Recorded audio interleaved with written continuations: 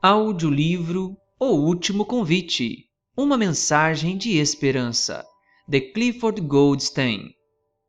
Capítulo 5. Desde sempre. A mensagem do primeiro anjo começa com a boa notícia eterna, ou Evangelho eterno.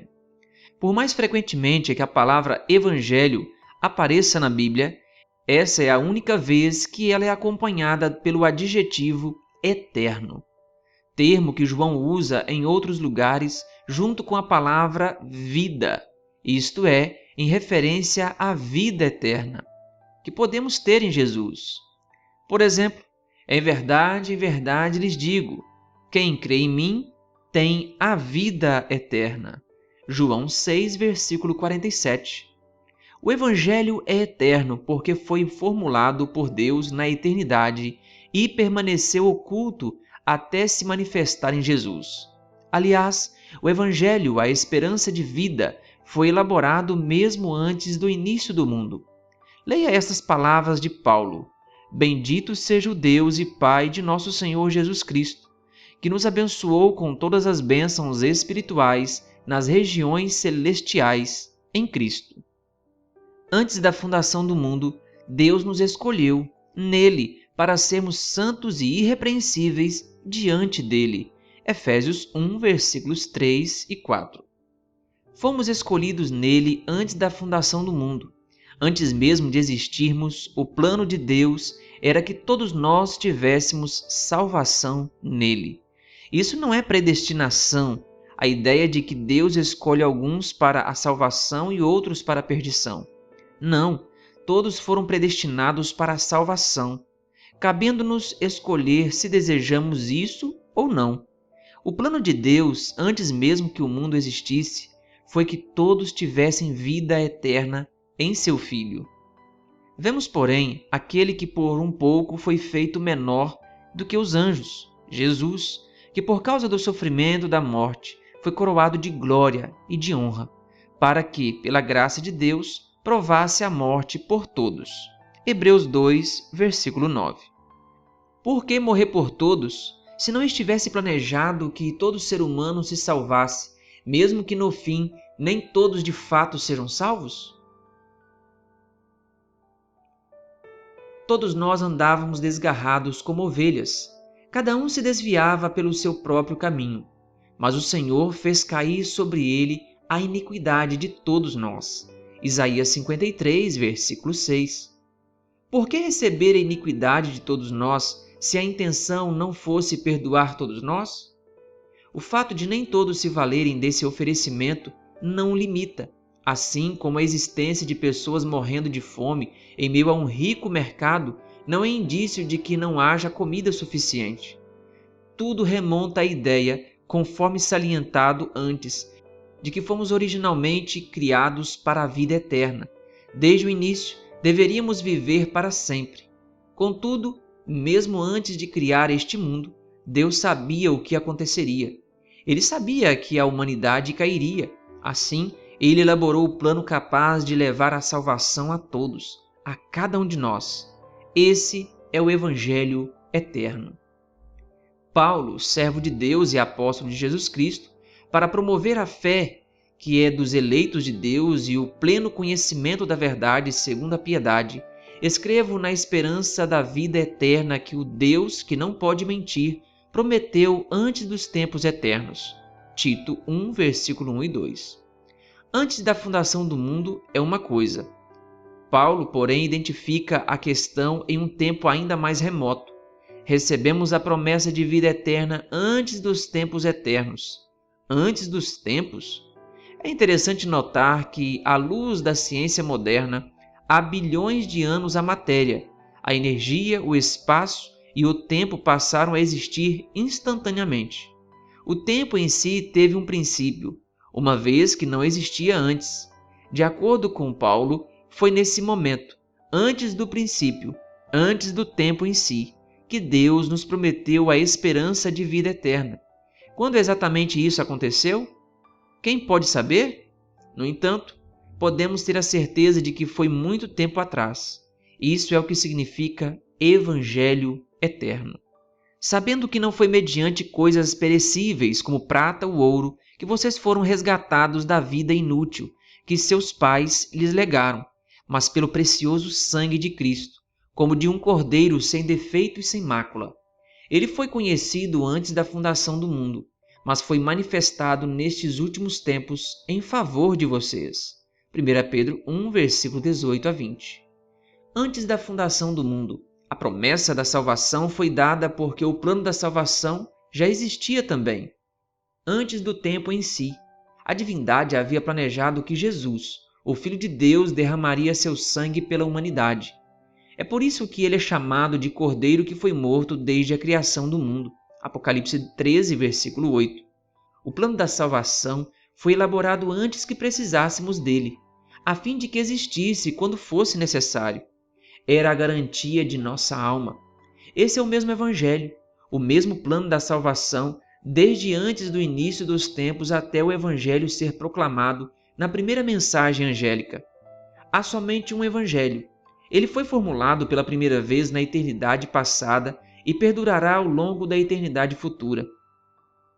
O próprio Paulo afirmou, até mesmo advertiu: mas, ainda que nós ou um anjo dos céus pregue um evangelho diferente daquele que pregamos a vocês, que seja amaldiçoado.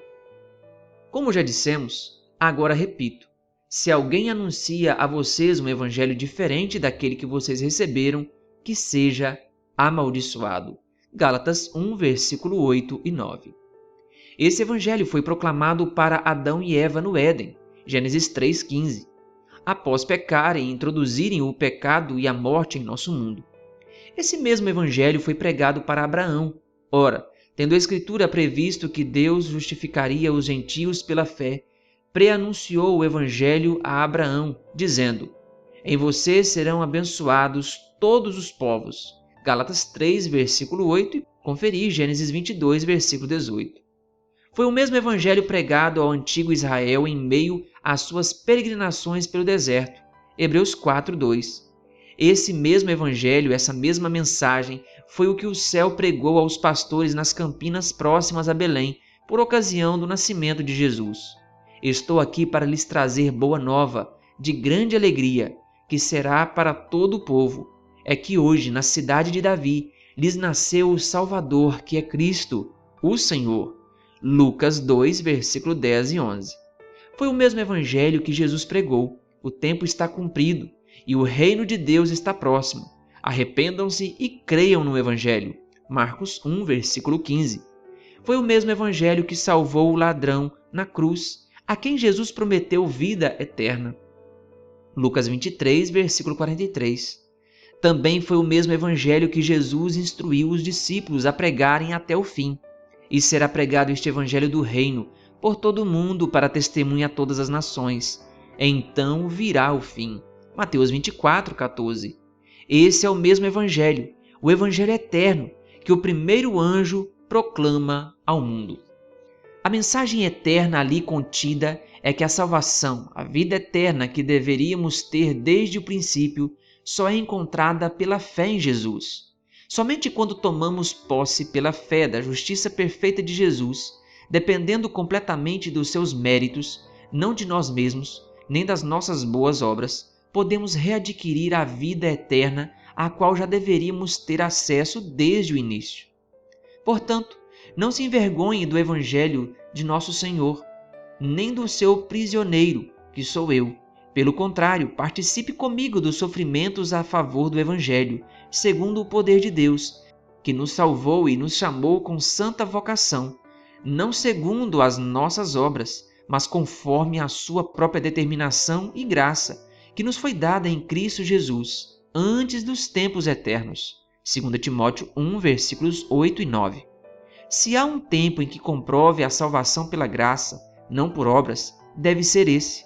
Se fomos chamados para a salvação antes que o mundo existisse, antes mesmo do início do tempo, então a salvação não pode se basear em nossas obras, porque fomos chamados em Cristo antes que existíssemos e pudéssemos realizar qualquer obra. Receber a promessa de algo antes de existir, antes da possibilidade de fazer qualquer coisa para merecer, se isso não for graça, o que é então? Além disso, conforme vimos, Jesus, aquele que criou todas as coisas, João 1, versículo do 1 ao 3, se encolheu para se tornar um bebê humano, o qual cresceu até a idade adulta, viveu uma vida sem pecado e então ofereceu essa vida em sacrifício por nós. O próprio Deus morreu por nós?